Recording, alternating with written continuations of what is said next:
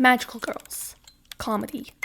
The two go hand in hand, though the magical girl aspect tends to get the most focus, with the comedy being more of a supplemental.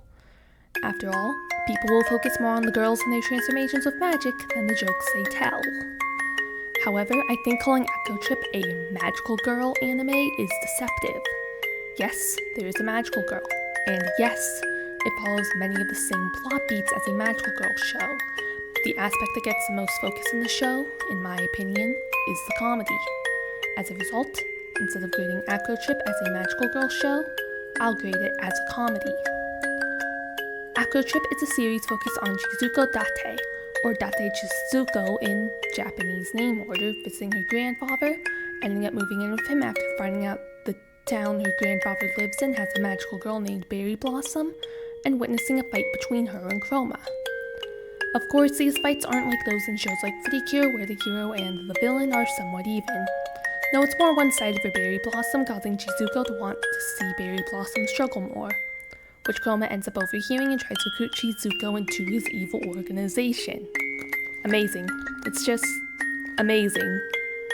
Of course, without getting too heavy into plot details, because I like this show and I tend to get into far too much detail when describing stuff I like.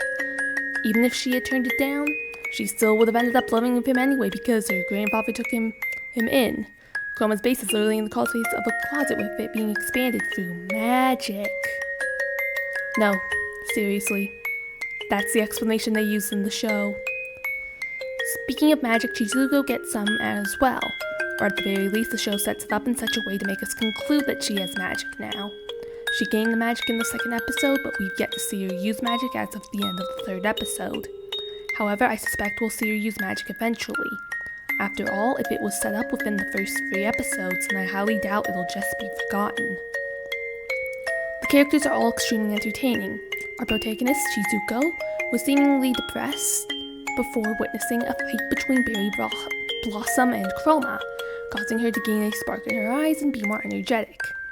She then has to put up with Chroma. Speaking of Chroma, let's talk about him now. He's an incompetent villain.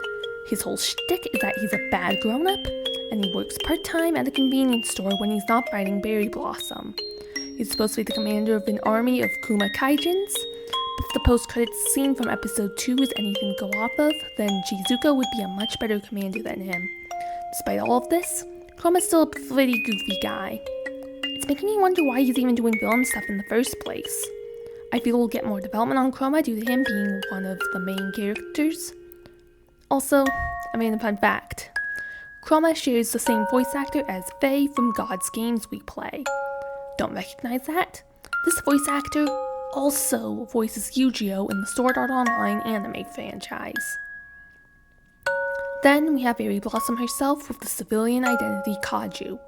She has a surname, but I am not confident enough in my Japanese pronunciation to correctly pronounce it, so I'm not even going to try. Sorry. Either way, she's cool both on and off the battlefield. She also has a little mascot/pet, Mashiro, who submits the battle footage for the news. The last major character introduced in these 3 episodes we must cover is Chizuko's grandfather, Tsukio Date. He's a super chill guy, or at the very least chill enough to allow a villain like Chroma to live on his property. He supports Chizuko and is a grandpa whom I'd see myself hanging out with. But after another show I've watched this year, I'm probably going to bawl my eyes out if anything bad happens to him. As the show appears to be more on the silly side, I doubt that will happen, but there's always a chance this show could pull a Stardust telepath. Speaking of Stardust telepath, Chizuko's design gives me Umika vibes with her colors.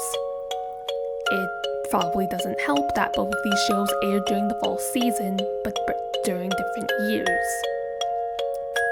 I forgot if I mentioned already, but I will repeat it. I found myself laughing at most, if not all, of the jokes in this series so far, and it's been an enjoyable show to sit down and chill out with. If you're a fan of magical girl shows that focus on the villains with a pillar of comedy, then I'm positive you'll love Acro Trip. While Crunchyroll is the one streaming the series in North America, obligatory reminder to research where it streams in your territory if you don't live in North America. It feels like a crime that, At least so far, it appears the series is locked behind Crunchyroll Premium.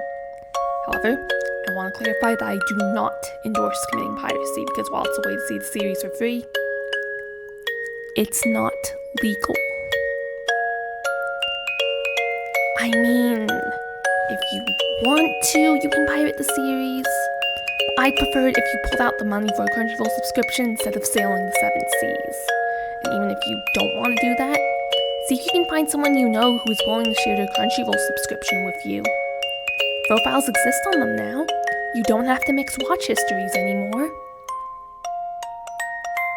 Bet my mom would have loved that back when I was watching anime off of her subscription. Either way, this show currently has the Sara Talks Anime seal of approval. Yes, we're only 3 episodes in, and I'm already giving it the seal of approval. Fight me. Anyway, thank you for watching, and I'll see you next time.